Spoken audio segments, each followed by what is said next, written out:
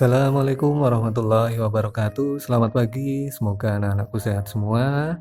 Mari kita akan awali rangkuman materi lengkap pendidikan agama Islam dan budi pekerti ataupun materi PAI SMA pelajaran yang pertama Al-Quran sebagai pedoman hidup untuk kelas 11 semester 1 kurikulum 2013. Sebelum kita mulai materi, mari kita menerapkan adab belajar terlebih dahulu. Yang pertama, silakan sebelum belajar berwudu terlebih dahulu supaya badan kita segar dan pikiran kita jernih, sehingga materi apapun pasti akan bisa masuk ke dalam hati kita. Kemudian yang kedua, membaca basmalah bersama-sama. Yuk, Bismillahirrahmanirrahim. Kemudian yang ketiga, membaca doa belajar. Yuk, raditu billahi robba wa bil islami dina wa bi muhammadin nabiyya wa rasula rabbi zidni ilman nafi'an warzuqni fahma amin. Kemudian gunakan bahasa yang sopan dan singkat, serta selesai belajar nanti ucapkan alhamdulillah. Kita mulai pelajaran yang pertama ataupun kita jelaskan dulu subbabnya. Judulnya adalah Al-Quran sebagai pedoman hidup. Subbab yang A, pentingnya mengimani kitab-kitab Allah Subhanahu wa Ta'ala. Yang B, pengertian kitab dan suhuf. Kemudian yang C, kitab-kitab Allah Subhanahu wa Ta'ala dan penerimanya. Saya ucapkan terima kasih sudah subscribe dan share link video ini, dan selamat datang di Sidik Edutainment. Jangan lupa untuk dukung kami, untuk pembuatan video pembelajaran ini dengan subscribe dengan cara seperti itu dan nyalakan notifikasinya. Sebelum pelajaran dimulai, silakan isi daftar hadir di kolom komentar dengan isi nama lengkap dan asal sekolah. Lalu tekan komentar. Terima kasih. Baik, kita mulai yang A ataupun subbab yang pertama tentang pentingnya mengimani kitab-kitab Allah Subhanahu wa Ta'ala. Secara harfiah, iman berarti percaya. Iman kepada kitab Allah Subhanahu wa Ta'ala berarti percaya dan yakin dengan sepenuh hati bahwa Allah Subhanahu wa Ta'ala telah menurunkan kitab-kitabnya kepada para rasulnya. Diturunkannya kitab-kitab Allah Subhanahu wa Ta'ala ini merupakan anugerah bagi manusia.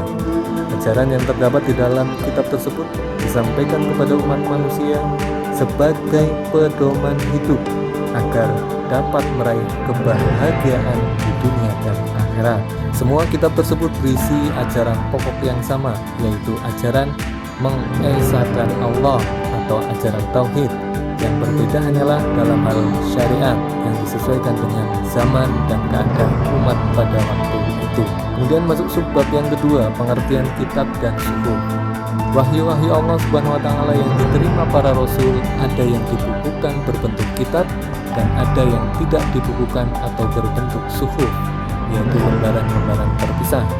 Adapun nabi dan rasul yang menerima suhuf dari Allah Subhanahu wa Ta'ala adalah Nabi Ibrahim menerima 10 suhuf dan Nabi Musa menerima 10 suhuf, sedangkan persamaan kitab dan suhuf adalah keduanya sama-sama firman Allah Subhanahu wa Ta'ala yang diturunkan kepada para rasulnya.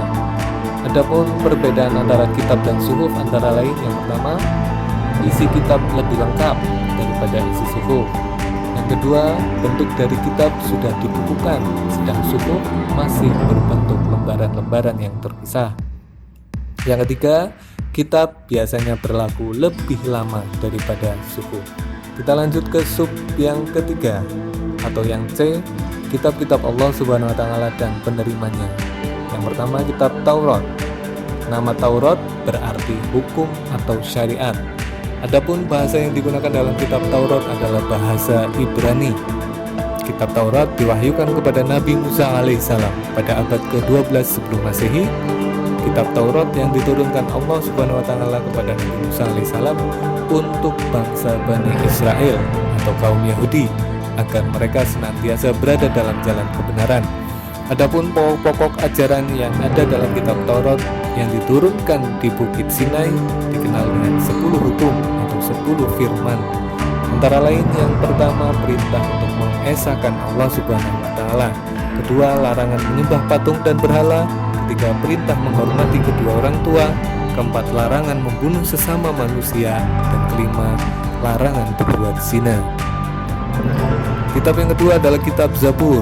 Kata Zabur Bentuk jamaknya Zubur berasal dari Zabaro Yazburu Zabar yang berarti menulis. Makna aslinya adalah kitab yang tertulis.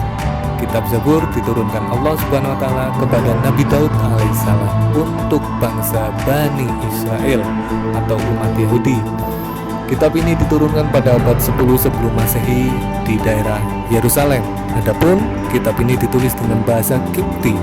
Hal ini sesuai dengan firman Allah Subhanahu wa taala dalam surat Al-Isra ayat 55. Kitab Zabur berisi kumpulan ayat-ayat yang dianggap suci.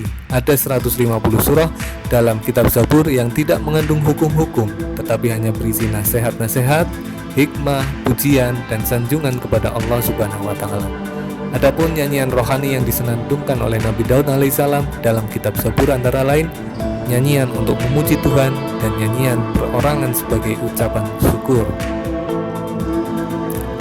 Kitab yang ketiga, kitab Injil. Kitab Injil diturunkan kepada Nabi Isa alaihissalam pada permulaan abad 1 Masehi di daerah Yerusalem dengan menggunakan bahasa Suryani. Kitab ini menjadi pedoman bagi kaum Isa alaihissalam, yakni kaum Nasrani. Kitab Injil diwahyukan oleh Allah Subhanahu wa taala kepada Nabi Isa alaihissalam, dan kitab Injil yang asli memuat keterangan-keterangan yang benar dan nyata, yaitu perintah-perintah Allah Subhanahu wa taala agar manusia mengesahkan dan tidak menyekutukannya Allah dengan sesuatu apapun. Adapun penjelasan bahwa di dalam kitab Injil terdapat keterangan bahwa di akhir zaman akan lahir nabi yang terakhir dan penutup para nabi dan rasul, yaitu bernama Ahmad atau Muhammad sallallahu alaihi wasallam. Dan yang terakhir, kitab Al-Qur'an. Al-Qur'an diturunkan Allah Subhanahu wa taala kepada Nabi Muhammad sallallahu alaihi wasallam melalui malaikat Jibril. Al-Qur'an diturunkan tidak sekaligus, melainkan secara berangsur-angsur. Waktu turun Al-Quran selama 22 tahun, 2 bulan, 22 hari atau sekitar 23 tahun. Terdiri atas 30 juz, 114 surat, 6.236 ayat, 74.437 kalimat, dan 325.345 huruf. Wahyu pertama adalah surah Al-Alaq ayat 1-5, dan wahyu yang terakhir turun adalah Quran surat Al-Maidah ayat 3. Al-Quran merupakan kitab suci terlengkap dan berlaku bagi semua umat manusia sampai akhir zaman. Oleh karena itu, sebagai muslim, kita tidak perlu meragukannya sama sekali. Secara umum, pokok-pokok ajaran yang terkandung dalam Al-Quran antara lain yaitu akidah, keyakinan, akhlak budi pekerti, ibadah, muamalah, dan tarikh atau sejarah. Al-Quran merupakan kitab Allah Subhanahu wa taala sebagai petunjuk umat manusia dan kitab suci umat Islam. Nama lain Al-Quran yaitu yang pertama Al-Huda, artinya Al-Quran sebagai petunjuk seluruh umat manusia. Yang kedua Al-Furqan, artinya Al-Quran sebagai pembeda antara yang baik dan buruk. Yang ketiga Asy-Syifa, artinya Al-Quran sebagai penawar atau obat penenang hati. Yang keempat Az-Zikr, artinya Al-Quran sebagai peringatan adanya ancaman dan balasan. Kelima Al-Kitab, artinya Al-Quran adalah firman Allah Subhanahu wa taala yang dibukukan. Adapun isi pokok Al-Quran adalah tentang akidah atau keimanan, ibadah, akhlak, muamalah, kisah atau cerita nabi dan rasul, orang-orang soleh dan orang-orang yang ingkar, dan semangat mengembangkan ilmu pengetahuan. Adapun keistimewaan kitab suci Al-Quran adalah sebagai berikut. 1. Sebagai petunjuk dan rahmat bagi orang-orang yang beriman dan bertakwa. 2. Sebagai informasi kepada setiap umat bahwa nabi dan rasul terdahulu mempunyai syariat atau aturan dan caranya masing-masing dalam menyembah Allah Subhanahu wa taala. 3. Al-Quran sebagai kitab suci terakhir dan terjamin keasliannya. 4. Al-Quran tidak dapat tertandingi oleh ide-ide manusia yang ingin menyimpangkannya. 5. Membaca dan mempelajari isi Al-Quran merupakan ibadah. Baik, sampai sini materi tentang pendidikan agama Islam atau materi PAI untuk kelas 11 ataupun SMA kelas 2. Pelajaran yang pertama, iman kepada kitab-kitab Allah Subhanahu wa taala, dan kita tadi sudah mempelajari tentang penerima atau para rasul yang menerima kitab-kitab tersebut, dan juga kita sudah mempelajari tentang perbedaan kitab dan suhuf. Itu saja yang bisa kami sampaikan, semoga bermanfaat. Assalamualaikum warahmatullahi wabarakatuh.